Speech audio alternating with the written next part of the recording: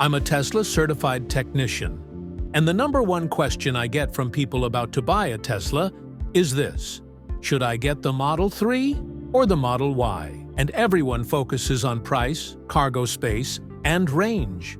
But nobody talks about what actually matters long term. Which one breaks more? Which one costs more to maintain? Which one is going to give you fewer headaches over 100,000 miles? I've worked on thousands of both models, and I'm going to give you the honest breakdown today. We're comparing them head-to-head on 7 different categories, and by the end, you'll know exactly which one is the better buy. Let's get into it. Before we start, here's what you need to know. The Model 3 and Model Y share about 75% of their parts. Same motors, same battery technology, same basic electronics. But that other 25% makes a real difference in reliability. And there's one clear winner here. Let me show you why. Starting with Category 1, suspension and ride quality. This is where the Model Y starts to show problems. The Model Y weighs 4,416 pounds. The Model 3 weighs 4,034 pounds. That's almost 400 pounds of extra weight sitting on the same basic suspension design. And I'm seeing the consequences in my shop constantly. Model Y owners are replacing control arms and ball joints at 40,000 to 50,000 miles. On the Model 3, those same parts are lasting 60,000 to 80,000 miles. The extra weight of the Y, because it's taller and has a bigger body, is just beating up the suspension faster. And if you get a Model Y with air suspension, which is available on some trims, you're adding another failure point. Air struts can leak or fail, and they cost $1,500 to $2,000 each to replace. The Model 3 only comes with standard coil spring suspension, which is simpler and more reliable. I had a Model Y come in last month with 45,000 miles. Both front control arms needed replacement. Total cost: $1,800. I had a Model 3 with the same mileage the week before. Suspension was perfect. No issues. Winner on suspension? Model 3. And it's not even close. Category 2. The hatch and trunk. This is a massive difference between the two cars, and it's one of the biggest reliability issues on the Model Y. The Model Y has a power lift gate. It's convenient, sure. You press a button and it opens automatically. But that convenience comes with a cost.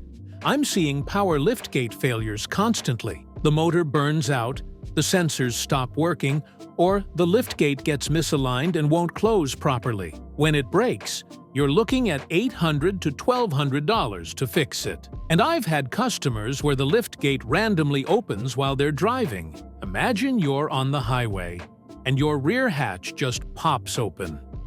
That's a safety issue. The Model 3 has a simple manual trunk. You pop it open with the button or the app, and you lift it yourself. There's almost nothing to break. No motors, no sensors, no alignment issues. In 3 years of working on Model 3s, I've seen maybe 5 trunk-related problems, and they were all minor latch issues that cost $200 to fix. On the Model Y, I'm fixing lift gates every single week. Winner? Model 3 by a landslide. If you don't absolutely need the extra cargo space of the Y, the simpler trunk on the 3 is a huge reliability advantage. Category 3. Door handles. This one's a tie, but not in a good way. Both the Model 3 and Model Y have the same pop-out door handles on current models, and they both fail at the same rate. The motors that extend the handles wear out, or the mechanism freezes in cold weather, or the sensors stop working. When they break, you're paying $600 to $1,200 per handle to replace it. I've seen this on both models equally. Older Model 3s from 2017 to 2019 actually had flush door handles that failed even more often. So if anything, those older 3s are worse. But on current generation cars, 2021 and newer, it's the same problem on both. No winner here. Both have door handle issues, and it's annoying on both. Category 4, tire wear. This goes back to the weight difference. The Model Y is heavier, and that means it eats through tires faster. Model 3 owners are getting 35,000 to 40,000 miles out of a set of tires with regular rotation. Model Y owners? I'm seeing 25,000 to 30,000 miles. And that's being generous. If you get a performance Model Y, you're looking at 20,000 miles maximum before you need new tires. That's brutal. A set of tires costs $800 to $1,200 depending on the model and tire choice. If you're replacing tires every 25,000 miles instead of every 40,000 miles, that's an extra set of tires over 100,000 miles. That's $1,000 more you're spending on the Model Y just for tires. And it's not just the frequency. The Model Y's tires are often larger and more expensive than the Model 3's. The Model 3 standard range uses 18-inch wheels. The Model Y long range uses 19-inch or 20-inch wheels. Bigger wheels mean more expensive tires. I had a customer with a Model Y Performance on 21-inch wheels. His tire replacement cost was $1,600 for a set. That same customer would have paid $1,100 on a Model 3. Winner? Model 3. Lower weight, smaller wheels, cheaper tires, longer life. Category 5. Paint and body panel alignment. Both cars have Tesla's infamous thin paint that chips easily. That's a Tesla-wide problem, not specific to one model. But the Model Y has more issues with panel gaps and misaligned doors. I think it's because the Y has larger body panels and a more complex hatchback design. I'm seeing more complaints about doors that don't align perfectly or panel gaps that are wider than they should be. The Model 3, with its simpler sedan design and smaller panels, generally has better fit and finish. It's not perfect, but it's better than the Y. This is a minor difference, but if you're picky about build quality, the Model 3 edges out the Y. Category 6. HVAC and climate control. The Model Y, especially 2021 and newer models with the heat pump, has more issues here. I'm seeing heat pump compressor failures, refrigerant leaks, and total system breakdowns that cost $1,200 to $2,000 to fix. The Model 3 also got the heat pump starting in 2021, but I'm seeing fewer failures on the 3 compared to the Y. I don't know if it's a design difference or just luck, but the data in my shop is clear. Model Y heat pumps fail more often. I had a Model Y owner last winter whose heat pump died in the middle of a cold snap. No heat for a week while we waited for parts. He was miserable. Winner? Model 3, slightly. Both have the heat pump, but the Y seems to have more problems. Category 7. And this one is important. The 12-volt battery. Both the Model 3 and Model Y use the same 12-volt battery system, and both have the same failure rate. The 12-volt battery dies at 2 to 3 years instead of Tesla's claimed 4 years. And when it dies, your car becomes a brick. You can't open the doors. You can't do anything.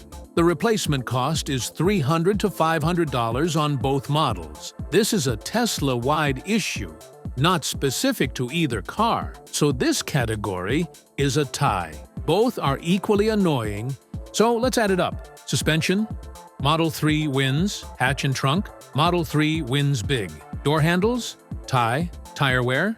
Model 3 wins. Paint and body panels? Model 3 wins slightly. HVAC? Model 3 wins slightly. 12-volt battery? Tie. The Model 3 is clearly the more reliable car. It breaks less often, and when it does break, the repairs are usually cheaper because the parts are simpler and there's less weight stressing the components. Here's the real cost difference.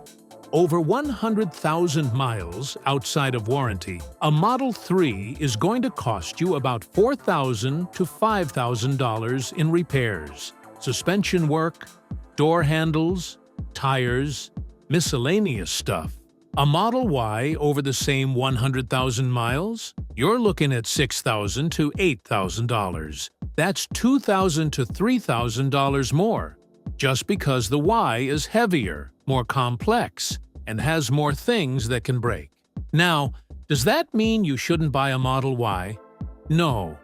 If you need the extra cargo space, if you want the higher seating position, if you're hauling kids and gear regularly, the Model Y is still a great car. It's more practical for a lot of people. But you need to go into it knowing that it's going to cost you more in maintenance and repairs over time. If I were buying today and I didn't need the extra space, I'd get the Model 3 long range every single time. It's lighter, simpler, more efficient, and more reliable. It's cheaper to buy, cheaper to maintain, and cheaper to repair. Here's my advice. If you're a single person, a couple without kids, or someone who doesn't haul a lot of stuff, buy the Model 3. If you have kids, dogs, or you need to haul cargo regularly, get the Model Y. Just budget an extra $2,000 to $3,000 over 5 years for the additional maintenance costs. If this breakdown helped you make a decision, hit that like button and subscribe for more honest Tesla comparisons. And drop a comment below. Which one are you leaning toward, the Model 3 or the Model Y? And what's the most important factor for you? I read every comment and I'll answer your questions.